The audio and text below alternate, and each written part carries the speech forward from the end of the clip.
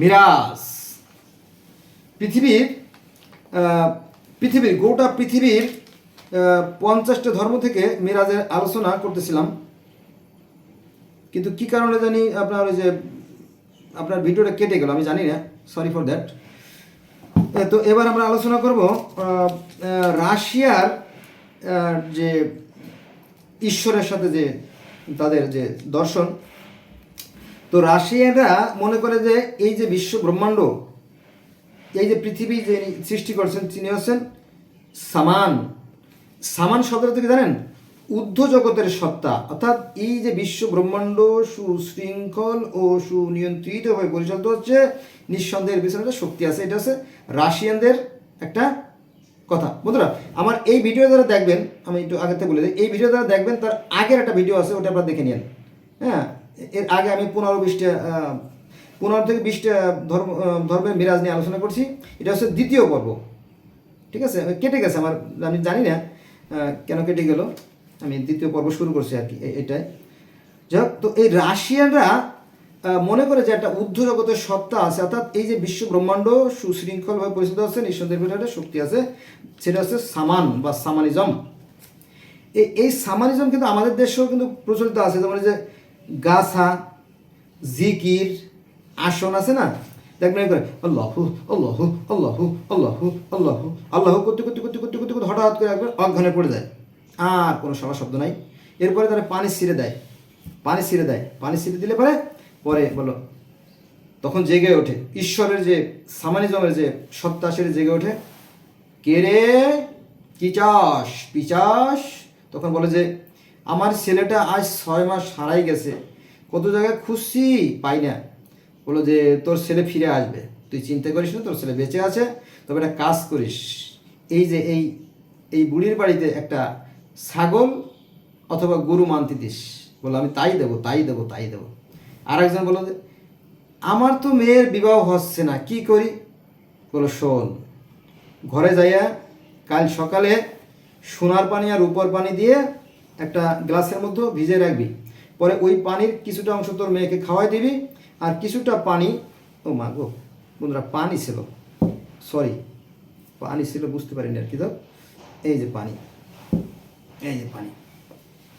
তো ও এই পানিটা তোর মেয়েরে খাওয়াই দিস, আর ওই বাড়ির আশেপাশে চারদিকে পানিটা ছিটাই দিস, তোর মেয়ের বিবাহ হয়ে যাবে। আরো জন বলতেছিল যে আমার তো ছেলের চাকরি হচ্ছে না, অনেক স্বাদ করে আমার বোনের একটা মেয়েকে সাজায় রাখছি যে ওই বোনের মেয়ের সাথে আমার ছেলের বিবাহ দেবো, কিন্তু ছেলের চাকরি হচ্ছে না, বিয়েটাও হচ্ছে না। বলো যা, তোর ছেলের চাকরি হয়ে যাবে, বলে ঢাকা পাঠাই দিয়ে চেষ্টা করতে বলিস। তো সত্যি বলো যে আর এই বুড়ির বাড়িতে তুই একটা খাসি কিংবা গরু মেনে দিস, তো যা সামর্থ্য হয়। তো গুড, তো ছেলের ঢাকা পাঠাই দিলে ছেলে আবার মতিঝিলের অফিস পড়াতে ঘুরছে।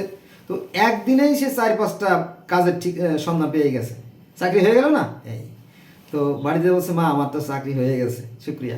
বলে তৈলে তো কাজে মানে ওষুধে কাজ করছে, বুড়িরে তো ছাগল কিনে দিতেই হয়, তাই না? এইরকম আর কি। এগুলো যদিও মানুষের বিশ্বাস, আর বিশ্বাস থেকে ধর্মের সৃষ্টি যাও। তো সেখানে দেখা যাচ্ছে যে এই যে ঈশ্বরের সাথে অর্থাৎ সৃষ্টিকর্তার সাথে যে কথা বলা যায়, এটা আছে রাশিয়া হচ্ছে বাংলাদেশের থেকে 116 গুণ বড়। এই যে রাশিয়া দেখছেন, এই যে রাশিয়া, বিশাল রাশিয়া, তাই না? এখানে আমি দেখাচ্ছি, এই যে হলুদ, এই যে হলুদটা রাশিয়া, বিশাল ব্যাপার না? বাংলাদেশের সাথে 116 গুণ বড়, 116 গুণ, বিশাল ব্যাপার। হ্যাঁ, তো যাক, তো সেখানেও সৃষ্টিকর্তায় বিশেষ করা হয়।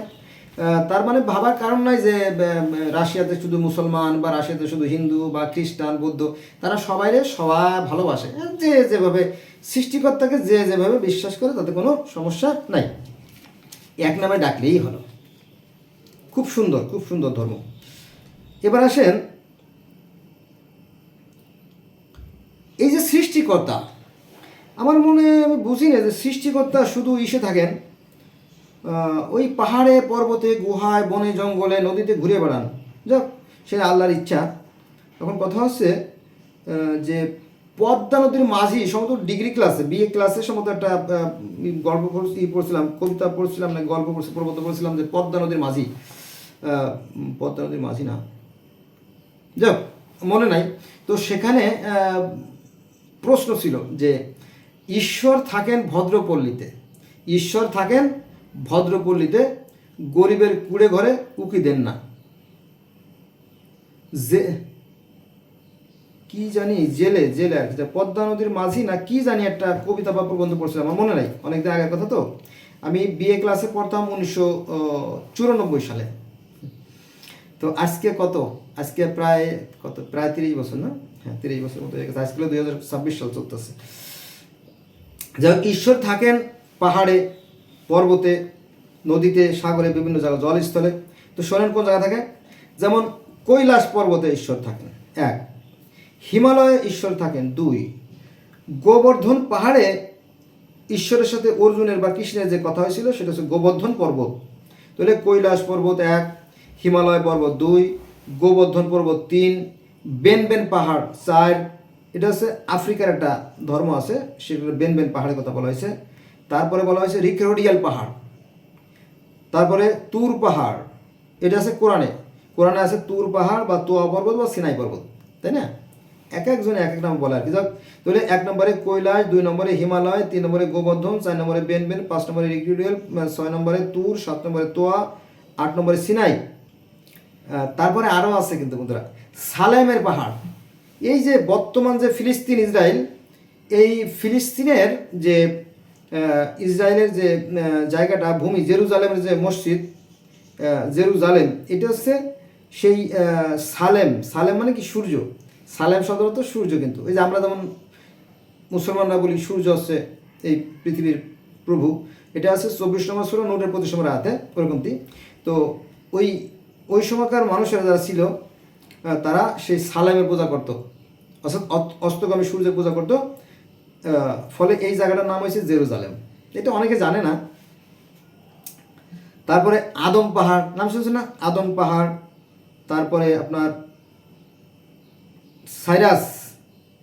সাইরাসদের অঞ্চলে পাহাড় আছে, অ্যাজটেক, মায়ান, ইনকা, এই সমস্ত ধর্মের পাহাড়ের কথা বলা আছে। আল্লাহ পাক মনে হয় সৃষ্টিকর্তা বোধহয় পাহাড়ে পাহাড়ে, পর্বতে, গুহায়, আসলে ওনার তো এই পৃথিবী, উনি যেখানে মন চায় উনি বিচরণ করেন, একেবারে কারো পরামর্শ নিতে হয় না, বা যেমন খুশি উনি ঘুরে ঘুরে তার সেই সৃষ্টি পৃথিবীটা দেখেন। যেমন একজন কৃষক ক্ষেত করলো, মনে করেন যে কোনো ক্ষেত আছে ভুট্টার ক্ষেত, কোনটা আছে বাঙ্গির ক্ষেত, কোনটা আছে বাদামের ক্ষেত, কোনটা আছে তরমুজের ক্ষেত, কোনটা আছে আবার গ্যান্ডারি, আবার কোনটা আছে ইরি ধান, কোথাও আছে আবার কলাই, আছে না? আছে। কিছুদিন আগে আমি এসে গেছিলাম ওই জাহাঙ্গীরনগর বিশ্ববিদ্যালয়ের পশ্চিম পাশে, তো দেখলাম যে অতিথি পাখির মেলা, আমার এখানে ভিডিও আছে দেখেন, অতিথি পাখির মেলা। তারপরে ওই গ্রামের নাম আছে সিন্দুরিয়া, ওই গ্রামটার নাম আছে সিন্দুরিয়া গ্রাম। তো সেখানে দেখলাম যে লাউ, কুমড়ো, বেগুন, ঝিঙ্গে, টমেটো, মরিচ, আলু, পটল, বেগুন, কেউ আবার ঘাস বুনছে, কেউ আবার সরিষা বুনছে, তাই না? তো কৃষকরা যদি এমন পারে, তো সৃষ্টিকর্তা কেন পারবে না? কারণ এই আমরা হচ্ছি মানুষ, আর সৃষ্টিকর্তা হচ্ছেন কি একজন কৃষক।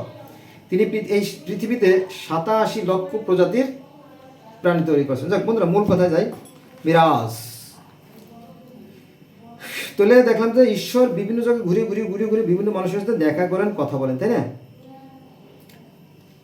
তারপরে সনাতন ধর্মের যে কংস, রাজা কংস, অত্যাচারী রাজা, তার সাথেও আল্লাহর কথা হয়েছে। সেটা আবার কেমন? একবার ওই ঘোড়ায় চড়ে, রথে চড়ে কংস কোথাও যাচ্ছিল বা আসতেছিল, তখন আকাশ থেকে দৈব বাণী আসে, আকাশ থেকে একটা অদৃশ্য বাণী আসে, হে কংস, তোমাকে বধিবে যে গোকুলে বাড়ি শেষে, এরকম। কারণ ঈশ্বর আল্লাহ বিশৃঙ্খলা পছন্দ করেন না। তিনি কংস বলছিল তুমি শান্ত হও, তুমি ধৈর্য ধরো, তুমি অত্যাচার করো না। কিন্তু এই কংসের অত্যাচার এতই মাত্রা বেড়ে গেল যে পরে ঈশ্বর তাকে ধ্বংস করার জন্য প্রস্তুতি গ্রহণ করেন। তো আল্লাহ পাক হুট করে তো ধ্বংস করতে পারেন না, তার অনেক প্রিয়। যদি ওই কংস যদি নিজেকে সংশোধন করে, তওবা করে যদি মাপ চায়, তাই তো আল্লাহ মাফ করে দেবেন, তাই না? এরকম অপশন আছে, আল্লাহর কাছে অপশন আছে।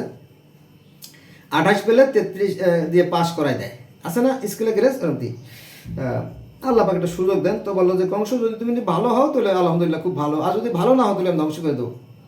এবং তোমাকে আমি ধ্বংস করার লেগে ওই যে কৃষ্ণকে পাঠাইছি পৃথিবীতে। এজন্য স্বয়ং সৃষ্টিকর্তা আল্লাহ বা ঈশ্বর তিনি কংসকে বলছিলেন যে তোমাকে বদিবে যে গোকুলে বাড়ি শেষে। আচ্ছা, তারপরে আসেন আমার মনে হয় 20-22 নম্বরে চলে আসছি, 50টি নিয়ে আলোচনা করবো। তো এই কৃষ্ণের পিতা বাসুদেবের সাথেও ঈশ্বরের কথা হয়েছে, আবার কৃষ্ণের মাতার সাথেও ঈশ্বরের কথা হয়েছে। বাসুদেবকে বললো, অর্থাৎ কৃষ্ণের যে পিতা বাসুদেবকে বলে, হে বাসুদেব, তুমি তোমার এই শিশু পুত্র কৃষ্ণকে নিয়ে গোকুলে পালিয়ে যাও। বলো যে হে ঈশ্বরের কীভাবে সম্ভব? তো বলো যে আরে কি সম্ভব আর অসম্ভব আমি দেখবো, তুমি রওনা দাও খালি। তো সত্যি সত্যি সেই শিশু পুত্র কৃষ্ণকে ধামাই করে, ধামাছেন ধামা ওই গেল, কোনো পাত্র তো দেখি না, যাও মনে করেন যে এই মনে করেন একটা ধামা, বেতের ধামা, এর ভিতরে বসাইয়া শোয়াইয়া পরে মাথায় করে দেখবেন যে কৃষ্ণ যে মাথায় করে তার পিতা বাসুদেব তাকে নিয়ে আস্তে আস্তে হেঁটে হেঁটে যাচ্ছে। এটা হচ্ছে তার পিতা, নিজের পুতা। যাও পরে যমুনা নদীর কাছে গেল, যমুনা নদীর কাছে গেলে পরে তারপরে ওই রাতে কিন্তু প্রচণ্ড ঝড় বৃষ্টি হচ্ছিল, নদীতে নৌকো নাই। তখন বললো কি উপায়?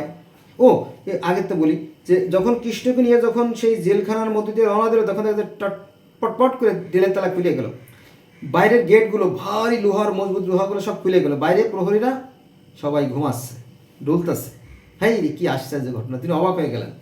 পরে যখন যমুনা নদীতে গেলেন তখন দেখলেন যে নৌকো নাই, কি মুশকিল, কীভাবে পার হয়, পিছনে যদি শত্রুরা আক্রমণ করে। উনি একটু আতঙ্কে ছিল, ঈশ্বর কত সময় আমার দৃষ্টি দেন, তাই না? যদি ঈশ্বরের দৃষ্টি ওদিক ওদিক চলে যায়, একটু ভয় ছিল। পরে একটা শিয়াল অর্থাৎ শ্রীগাল নৌকো পার হয়ে যাচ্ছিল, অর্থাৎ নদী পার হয়ে যাচ্ছিল। এটা আছে আপনার কৃষ্ণ পরম পুরুষ শ্রীকৃষ্ণের জীবনীতে এটা আছে। আমি প্রচুর বই পড়ছি তো এইটা আর কি। বন্ধুরা আজকে কিন্তু আমি পৃথিবীর গোটা পৃথিবীতে 50-60টা ধর্ম নিয়ে আলোচনা করতেছি। 50-60টা ধর্মে মেরাজের কাহিনী নিয়ে, অর্থাৎ ঈশ্বরের সাথে যে কাহিনী। তো ঈশ্বর কী করলেন, ওই কৃষ্ণের পিতার সাথেও কথা বললেন, কংসের সাথেও কথা বললেন, আবার কৃষ্ণের মার সাথে বললেন যে তুমি দেবকী রানী, অর্থাৎ কৃষ্ণের মায়ের নাম হচ্ছে দেবকী রানী, যে তুমি দুঃখ করো না, আমি জানলাম যে তোমার 7-7টা ছেলেকে কংস মেরে ফেলছে, আমি তোমার এক কৃষ্ণকে দিয়ে তুমি 1000 পুত্রের চাহিদা মিটিয়ে দেবো। তখন তো দেবকী রানী কিছুটা হলেও সান্ত্বনা পেল আর কি। তারপরে নদী পার হয়ে পরে ওই যে গোকুলে নিয়ে গেল কৃষ্ণকে। তো এখানে দেখা যাচ্ছে যে কংসের সাথে আল্লাহ কথা বলছেন, দেবকী রানীর সাথে কথা বলছেন, বাসুদেবের সাথে কথা বলছেন, অর্জুনের সাথে কথা বলছেন, হ্যাঁ শ্রীকৃষ্ণের সাথে কথা হয়েছে, অনেকের সাথেই ঈশ্বরের মিরাজ হয়েছে, মানে সাক্ষাৎ হয়েছে, হয়েছে না হয়েছে। এবার আসেন জরাথ্রুস্ট, অর্থাৎ পার্সি ধর্মের যে প্রতিষ্ঠাতা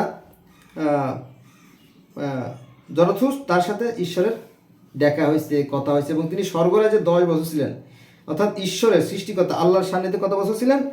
লং 10 ইয়ার্স।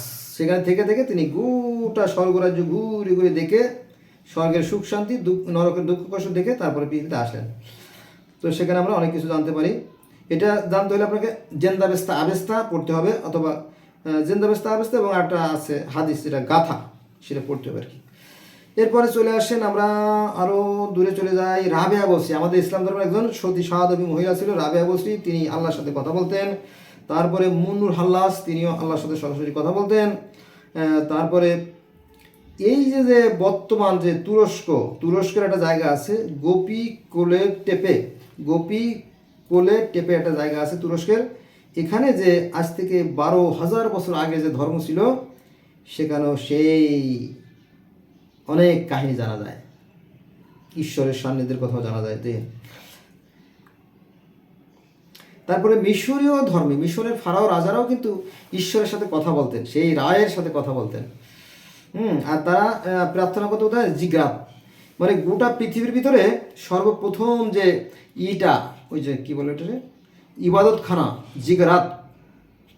অবশ্যই এর আগেও আরও গ্রন্থ ছিল আর কি, সামহাট মন্দির, এটা ছিল আপনার সুমেরীয়, ব্যাবিলনীয়, ক্যালেডীয়, আক্কাডীয় যে অঞ্চলগুলো আছে, ওইখানে যে প্রাচীন যে উর নামক শহর, সেই উর শহরে যেখানে নবী ইব্রাহিমের জন্ম হয়েছিল, সেখানের মানুষেরাও সেই সৃষ্টিকর্তাকে মানত, আর তাকে সন্তুষ্ট করার জন্য তারা সামহাট মন্দিরে কী করতো? আরাধনা করতো, আর্চনা করতো, তপস্যা করতো, যজ্ঞ করতো, প্রেয়ার করতো, মেডিটেশন করতো, ইত্যাদি ইত্যাদি। এই একই জিনিসকে কেউ বলে যজ্ঞ, কেউ বলে আরাধনা, কেউ বলে আর্চনা, কেউ বলে প্রার্থনা, কেউ বলে নামাজ, কেউ বলে যজ্ঞ, কেউ বলে মেডিটেশন, কেউ বলে প্রেয়ার, ইত্যাদি ইত্যাদি। একই কাহিনী।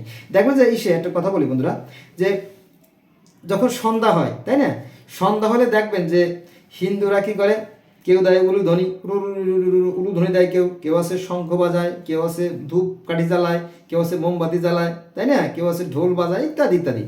তারপরে আবার কেউ আছে মন্দিরে, ওই যে মসজিদে, গির্জায়, টেম্পলে, প্যাগোডায়, মঠে, বিভিন্ন প্রার্থনালয় দেখবেন সবাই সেই তাও ধর্মের অনুসারী যারা, সিন্তু ধর্ম, কনফুসিয়াস ধর্ম, তারাও সেই সৃষ্টিকর্তা আরাধনার জন্য তারা কি হয়, তাদের সাধ্যমতো সমবেত হয় এবং তারা প্রার্থনা করে। এই আর কি, এক দেশের গালি এক দেশের বলি, এই আর কি। তারপরে আমরা যদি মিশরীয় ধর্মে যাই, মিশরের ফারাও রাজারা সৃষ্টিকর্তা বিশ্বাস করতো না, এগুলো মিথ্যে কথা, 100% মিথ্যে কথা। কারণ তারা একজন সৃষ্টিকর্তা বিশ্বাস করত, সেটা হচ্ছে রা, আমন রা, তিনি এই স্বর্গ মত্ত পৃথিবীর মালিক, ঠিক আছে। তো তার সাথে এই যে ওসাইরিসের কথা হয়, আইসিসের কথা হয়, কারণ কি জানেন, ওই রা দেবী আরুরকে বললো তুমি কাদা দিয়ে মানুষ তৈরি করো, মানুষ তৈরি করলো দুজন মানুষ, প্রথমে সু হলো পুরুষ আর তেপ্রান্ত হচ্ছে নারী, দুজন মানুষকে তৈরি করলো, করার পরে তোমরা সুখে শান্তি থাকো, এবং তারা সুখে শান্তি ছিল। তাদের ঘরে 5টা সন্তান হলো, ওসাইরিস, আইসিস, সেত, নেপতি, চানুবিস, 5জন। তো ওই সেত আর ওই ভাইয়ের সাথে ওসাইরিসের সাথে দ্বন্দ্ব হয়, এবং এই সেত তার ভাইকে হত্যা করে ফেলে, ওই যে হাবিলকে যেমন হত্যা করে ফেলে, ওই এই কাহিনী আর কি, ফটোকপির মতো হত্যা করে ফেলে। হত্যা করে ফেললে পরে ওসাইরিসের স্ত্রী আইসিস, সে আবার ঈশ্বরের কাছে নালিশ করে, হে ঈশ্বর, আমার স্বামী তো একজন নিষ্পাপ, তাকে কেন হত্যা করা হলো, আমি বিচার চাই। এখন দেবতারা এবং ঈশ্বর তো অবিচার করতে পারে না, তখন সবাই বসে গেল, অর্থাৎ ওই যে ঈশ্বর আল্লাহ, যিনি, তিনি বসে গেল দেবতাদের নিয়ে, অর্থাৎ ফেরেশতাদের নিয়ে বসে গেল। পরে তথ্যগত যাচাই বাছাই করে দেখা গেল আসলে সত্যি ওসাইরিস কোনো অন্যায় করেন নাই। তখন বলে, এই মৃত্যুর দেবতা, যাও ওসাইরিসের প্রাণ ফিরিয়ে দাও। তখন ওসাইরিসের প্রাণ ফিরিয়ে দিল। তখন প্রাণ ফিরিয়ে দেওয়ার পরে উনি আবার একটা দাবি করে বসলো যে দেখেন, আমি এই পৃথিবীতে থাকবো না, এটা বিপদ সংকুল জায়গা, এখানে শান্তি নাই বলে, তাই তো চলো আমার সাথে চলে যাই। তখন ঈশ্বর যিনি রা, তিনি বলল বাতাসকে, বাতাসের একটা দেবতা আছে নুট হচ্ছে এই বাতাস নিয়ন্ত্রণকারী দেবতা। নুট বলো, জি ঈশ্বর বলুন, বলো তুমি আমাকে স্বর্গে নিয়ে চলো তো বাবা। তখন নুট কী করলো, ঈশ্বর অর্থাৎ আল্লাহকে, রাকে স্বর্গে নিয়ে গেল। আর ওই যে ওসাইরিস আরও দেবতারা ছিল, আল্লাহ তো একা আসেন নাই, ইউনুস, হাসিনা, খালেদা, এরশাদ, জিয়া একসাথে চলে না, একা চলে না, পিছনে বডিগার্ড থাকে, ওরকম কি ঈশ্বর বলল চলো। তখন ওই যে বাতাসে ভর করে ঈশ্বর চলে গেলেন, বাতাসে ভর করে, ভালো করে খেয়াল করবেন কিন্তু এই কিন্তু ব্যাখ্যা স্বরূপ। তো বাতাসে ভর করে ঈশ্বর চলে গেলেন সেই স্বর্গরাজ্যে, আর ওসাইরিসও যাবে, বলো যে তুমি গরুর পিঠে চলে আসো। তখন গরুর পিঠে চলে তারা স্বর্গে চলে গেল। আমাদের মুসলমানদের যে আদি পিতা আদম, তিনিও কিন্তু একটা গরুতে করে পৃথিবীতে আসছিলেন প্রথম। এবং হিন্দুদের যে বিষ্ণু, তারও বাহন গরু, আদমের বাহন গরু। গ্রিক ধর্ম, রোমান ধর্মের যে জিউস, তার বাহনও গরু। হ্যাঁ, এরকম গরু। আবার মিশরীয় ধর্মের যে প্রথম যে মানব, তারও বাহন গরু।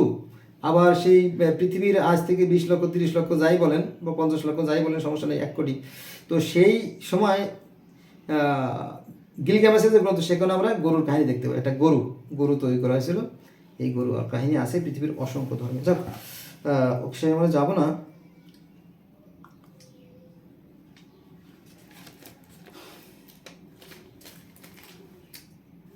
এবার আসেন নুহু নবীর সাথে। বন্ধুরা, আমি তো 50টা 60টা ধর্ম নিয়ে আলোচনা করবো, তো অনেক হয়ে যাচ্ছে, একটু আলোচনা করে শেষ করে দিই সংক্ষেপে। জাকারিয়া নবীর সাথে আলার কথা হয়েছে। জাকারিয়া নবীরা যখন ওই যে করাত দিয়ে মাথা ছিটতে গেছিল, তখন উয়া করতেছিল, তখন আল্লাহ বলে, এই চুপ বেয়াদব, যখন তুমি গাছের কাছে চাইছো যে হে গাছ তুমি আমাকে রক্ষা করো, তখন মনে ছিল না আমি আল্লাহ, আমার কথা বললেই তো আমি রক্ষা করতাম, কিন্তু রক্ষা করো নাই, এটা তোমার শাস্তি। হু করলে তোমাকে একেবারে নবুয়তের খাতা থেকে তোমার নাম একদম বাদ দিয়ে দেবো, বাতিল খাতায় তোমার নাম দিয়ে দেবো।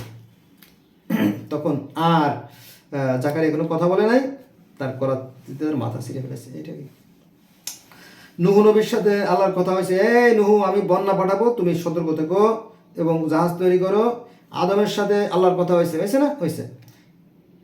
আল্লাহ পাক জান্নাতের বাগানে যেয়ে বলছে, আদম আদম তুমি কোথায়?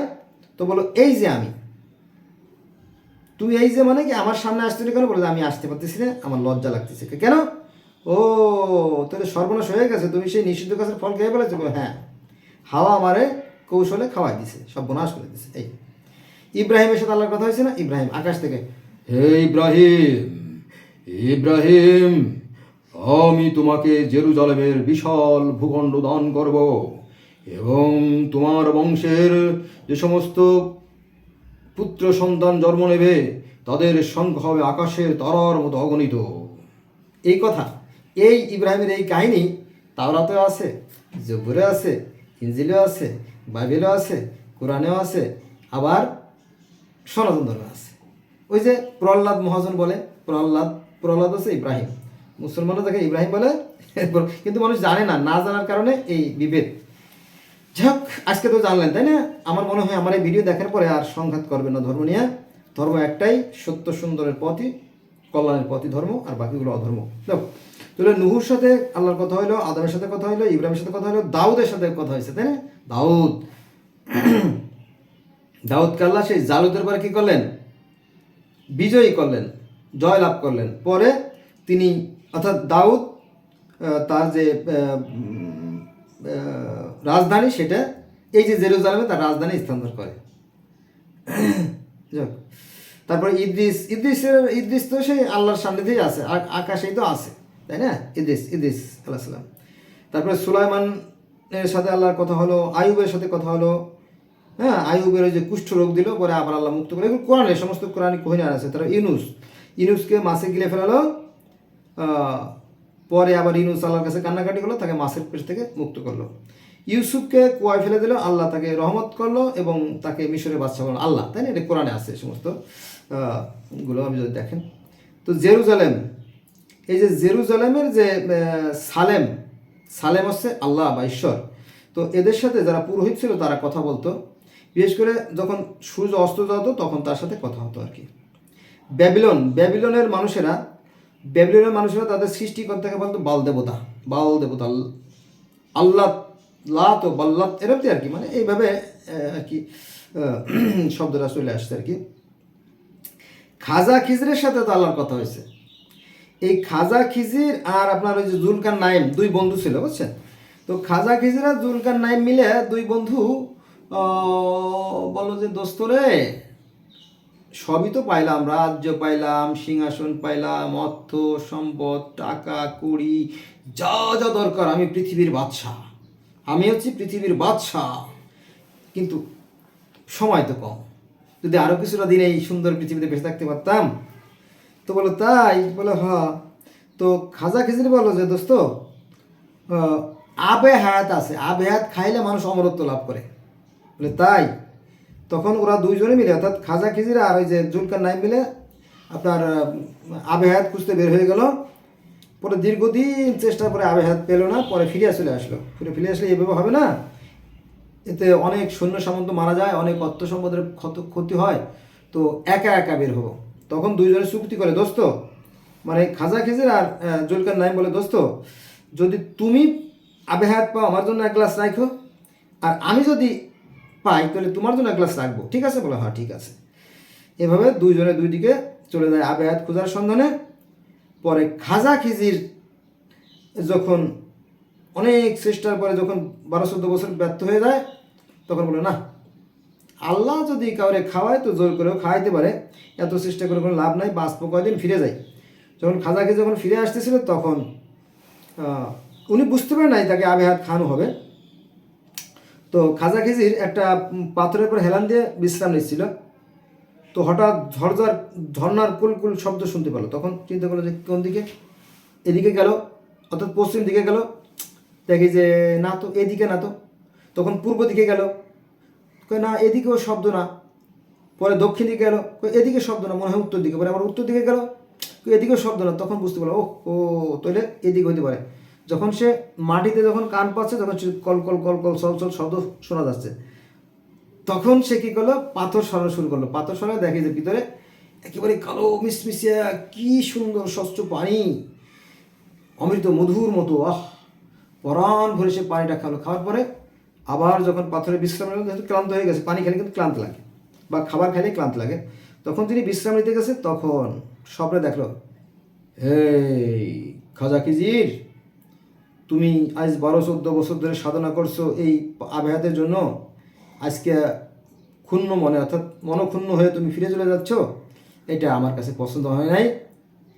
মানে আল্লাহ বলতেছিল স্বপ্নের ঘরে, আমি তোমাকে আবেহাত খাওয়াই দিলাম।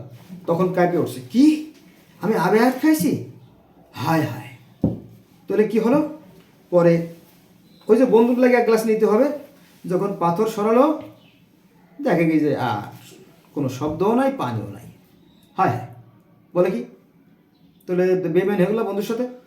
মানে আবেহাত খেলে যা বলে তাই হয়ে যায়। তিনি বললো আমি এখন দেশে ফিরবো। মুহূর্তের মধ্যে, 1 পলকের মতো দেশে চলে আসে। তারপরে বন্ধুকে ধরে কান্নাকাটি করলো, বন্ধু রে, আমি তো অন্যায় করি নাই, কিন্তু অন্যায় হয়ে গেছে, আমি তো আবেহাত খেয়ে ফেলাইছি ভুলে, যা হওয়ার হয়েছে তাতে কি। তো আল্লাহ আবার বললো যে দেখো খাজা খিজির, পৃথিবীতে তোমার মতো এত দীর্ঘ আউ কারো নাই, কিয়ামত মতো বেঁচে থাকবে, তোমার তো কিয়ামত মতো বেঁচে রাখবো, কারণ যে তুমি আবেহাত খাইছো। তো মানুষের মধ্যে থাকলে মানুষে আবার কানা ঘোষা করবে, বলবো যে আল্লাহর বিচার কেমন, একজনের রাখছে 1000 বছর বাঁচায় আর একজনের মাত্র 50 বছর আউ দিচ্ছে, এটা তো ভারী কথা না। তুমি একটা কাজ করো, তুমি নদীর তলে চলে যাও, 3 নদীর মোহনার নিচে থাকো, এখানে থাকো, আর পানির মধ্যে যে সমস্ত জীবজন্তু বাস করে এবং বনে জঙ্গলের সমস্ত নিরীহ প্রাণী আছে তাদের তুমি বিচার আচার করো, এই দায়িত্ব তোমাকে দিলাম। বলে যথা আজ্ঞা। তখন তিনি ওই যে পানির তলে খাজা খিজির এখনও বেঁচে আছেন, পানির দেবতা খাজা খিজির, মনে রাখবেন। এইটা নিয়ে আলাদা একটা বই আছে, খাজা খিজির নামে একটা বই আছে বাজারে। আমি যথেষ্ট বই সৃষ্টিকর্তা আমাকে পড়তে দিচ্ছেন। আমি ছোটোবেলা থেকে মানে বইয়ের পোকা ছিলাম, তো এই আর কি, পড়তে পড়তে পড়তে এখান থেকে সেখানে, ওখান থেকে ওখানে গেছি আর কি। এই এবার আসেন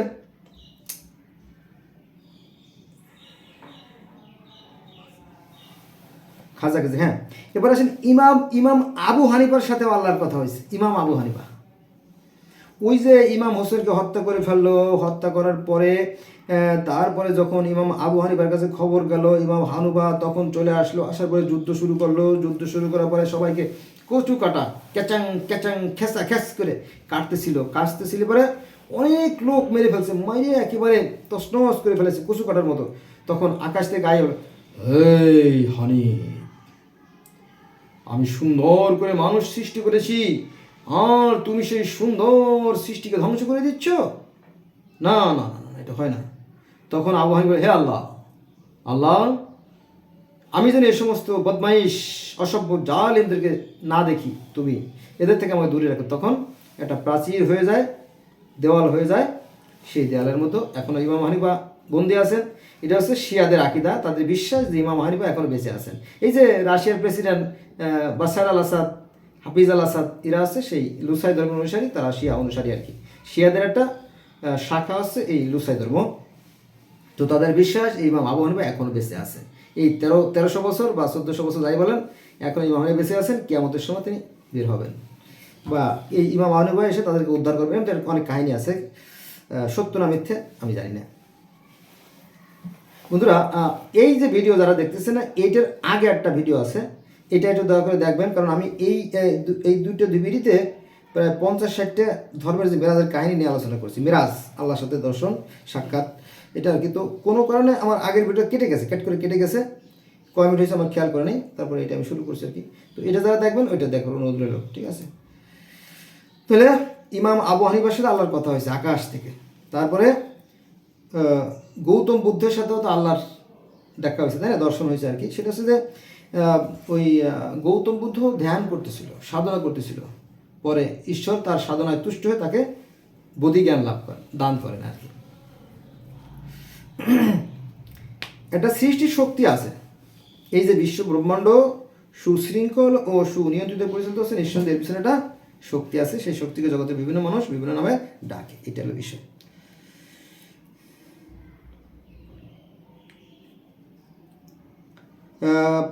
কৃষ্ণের মাতা দেবকীর নিষেধে আল্লাহর কথা হয়েছে, তারপরে কৃষ্ণের পিতা বাসুদেবের সাথে আল্লাহর কথা হয়েছে, তারপরে জয় এবং বিজয়ের সাথেও আল্লাহর কথা হয়েছে। ওই যে জয় বিজয় বেয়াদবি করছিল, তারপরে আল্লাহ তাকে ডেকে নিয়ে যায়, তোমরা মানুষের সাথে বেয়াদবি করছো কেন, তোমাদেরকে আমি মনুষ্য কুলে পাঠাবো, শাস্তি হবে, এরকম কথা হয়েছে। আদম তুমি কোথায়? তো আদম গাছের নিচে লুকালো, পর আল্লাহ বলো যে কেন তুমি গাছের নিচে রয়েছো, তুমি কি সেই নিষিদ্ধ ফল খাইছো? তো বলো যে হ্যাঁ, আমি নিষিদ্ধ গাছের ফল খেয়ে ফেলছি, হাওয়া আমাকে প্রলোভন দিয়ে খাওয়া ফেলছে। এই সর্বনাশ। তারপরে হাওয়াকে আল্লাহ বললো যে তোমার কি সমস্যা, তুমি কেন এই ঘটনা করলে? বলে যে আমার তো কোনো দোষ নাই, এই সাপ আমাকে ভুলিয়ে ভালিয়ে খাওয়াই দিছে এই গন্ধ, বুঝছেন? শয়তান, ময়ূর, সাপ, আদম, হাওয়া, এটি নিয়ে একটা মানে জঞ্জাল, একটা ক্যাচাল হয়েছিল আর কি স্বর্গে, সেই কাহিনী আর কি। পুতনা পিষ্টিম। ও পৃথিবীর যে সর্বপ্রাচীনতম যে গ্রন্থ, অর্থাৎ পৃথিবীর প্রথম লিখিত গ্রন্থ গিলগামেশ, সেখানে দেখা যায় যে পুতনা পিস্তিম নামে একজন নবী ছিল আর কি, দেবতা বলতে পারেন বা যাই বলেন। তো এই পুতনা পিস্তিমকে বললো, হে পুতনা পিস্তিম, বলো জি ঈশ্বর বলুন। বলো যে আমি তো পৃথিবী ধ্বংস করে দেবো। বলেন কি পৃথিবী ধ্বংস করে দেবো? হ্যাঁ, পৃথিবীর মানুষ তো সব খারাপ হয়ে গেছে, তবে তোমার পরিবারটা আমার পছন্দ, তোমার পরিবারকে রক্ষা করবো, তুমি নৌকা তৈরি করো। তখন এই পুতনা পিস্তিম সেই নৌকায় তারা আশ্রয় নেয় এবং তাদের পরিবারটা বেঁচে যায়। এটা আপনারা পাবেন গিলগামেশের যে গ্রন্থ আছে সেই গ্রন্থে পেয়ে যাবেন, যদি আপনারা দেখেন।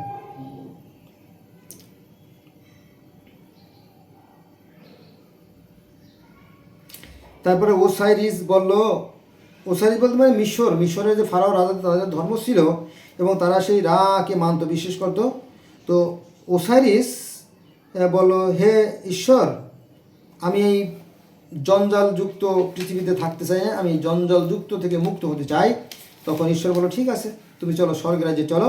তখন ঈশ্বর বাতাসে ভর করে চলে গেলেন, আর এই ওসাইরিসকে বলল তুমি গরুতে চেপে চলে আসো আমার সাথে। তারপরে সেই গিলগামেশের গ্রন্থ থেকে আমরা জানতে পারি যে দেবী আরুরু নামে একজন দেবী ছিল। মানে আমরা মুসলমানরা যারা, আমি তো মুসলমানের সন্তান, আমরা মুসলমানরা যাদেরকে নবী রাসূল বলি, হিন্দুরা বা অন্য ধর্মের লোকেরা তাদেরকেই দেবতা বা অবতার বলে, ঠিক আছে?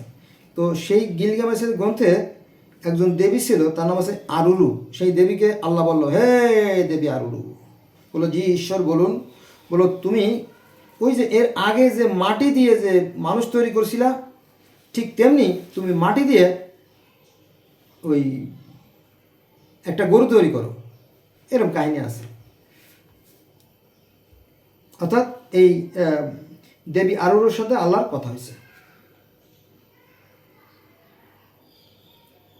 তারপরে মিশরীয় ধর্মে ঈশ্বরের সাথে কথা হতো প্রায়। তারপরে এই যে ঘটক চক, এই ঘটক চকের কাহিনীটা আছে সনাতন ধর্মে। এই যে ইসলাম ধর্মে যে ইউনুস নবীরা মাছে গিলে ফেলেছিল না, আমাদের ইসলাম ধর্মে একটা কাহিনী আছে, ইউনুস নবীরা মাছে খেয়ে ফেলছিল। এই মাছে খাওয়ার কাহিনীটা সনাতন বা হিন্দু বা বৈদিক ধর্মে আছে ঘটক চক, যে সেই ঘটক চককে মাছে গিলে ফেলেছিল। আবার ইহুদি ধর্ম, খ্রিস্টান ধর্মে আছে যে জনাকে মাছে গিলে ফেলেছিল। মানে এই যে মাছে গিলে ফেলানোর যে কাহিনীটা, এটা কতকাল আগের ঘটনা আমি জানি না। এই কাহিনীটা সনাতন ধর্মে আছে ঘটক চকের কাহিনীতে, আর এই কাহিনী আছে ইহুদি খ্রিস্টান ধর্মে জনার কাহিনীতে, আর ইসলাম ধর্মে এসে সেটা হচ্ছে কি ইউনুস নবীর কাহিনীতে। এলো বিষয়, ঠিক আছে? তো বন্ধুরা, আমার মনে হয় যে 50-60 ধর্মের সেই মেরাজের কাহিনী বা আল্লাহর সাথে যে কথা, সেটা হয়ে গেছে আর কি। তো এই ঘটক চক, জনা এবং আয়ুব নবী যখন ওই যে অপরাধ করলো, তখন আল্লাহ পাক মাছে গিলেই ফেলালো। পরে যখন সে আবার আল্লাহর নাম স্মরণ করা শুরু করলো, তখন আল্লাহ বলল, এই কী ব্যাপার, এখন কেন স্মরণ করছিস? বলো হুজুর মাফ করবেন, আমার মনে ছিল না, আমি ব্যস্ত থাকার কারণে তোমার নাম স্মরণ করতে পারি, তুমি ক্ষমা করো। বলো ঠিক আছে, যা, তোকে আমি মুক্ত করে দিলাম। তখন ওই যে বড় মাছে খাইলো, বড় মাছে পরে বমি করে ফেলে দিল, পরে সেখান থেকে আবার ইউনুস নবী মুক্ত হয়ে গেল, তাই না? ওই কাহিনী যেমন আছে ইসলাম ধর্মে, এইটা ইহুদি ধর্ম, খ্রিস্টান ধর্ম, সনাতন ধর্ম, আরও বহু ধর্মে আছে। ঠিক আছে, তো কয় মিনিট হয়েছে? 35 মিনিট। বন্ধুরা, আমি ভিডিওটা শেষ করে দেব। যারা তাহলে আমরা দেখলাম যে 1 নম্বরে গিলগামেশের সাথে আল্লাহর কথা হয়েছে, নারদ মুনির সাথে আল্লাহর কথা হয়েছে, তারপরে আপনার রামের পিতা দশরথের সাথে কথা হয়েছে, তারপরে অর্জুনের সাথে কথা হয়েছে, কৃষ্ণের সাথে কথা হলো, কাওয়াসের সাথে জিউসদের কথা হলো, ঈশ্বরের পুত্র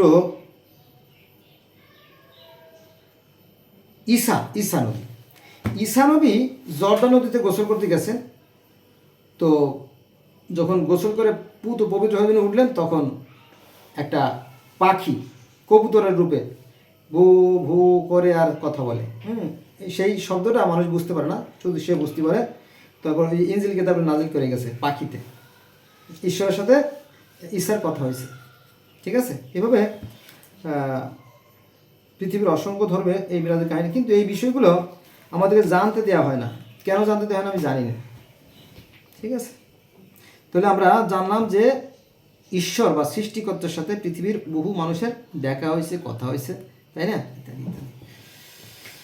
আর নবী মোহাম্মদের কথা তো আমরা জানি যে, তাই না, কোনো এক মহিমান্বিত রাতে তিনি আকাশে গেলেন, আল্লাহর সাথে দেখা করলেন, ইত্যাদি ইত্যাদি আপনারা জানেন, তাই না? এটা আজকে এ পর্যন্ত রইল। সবাই ভালো থাকবেন। আল্লাহ হাফেজ।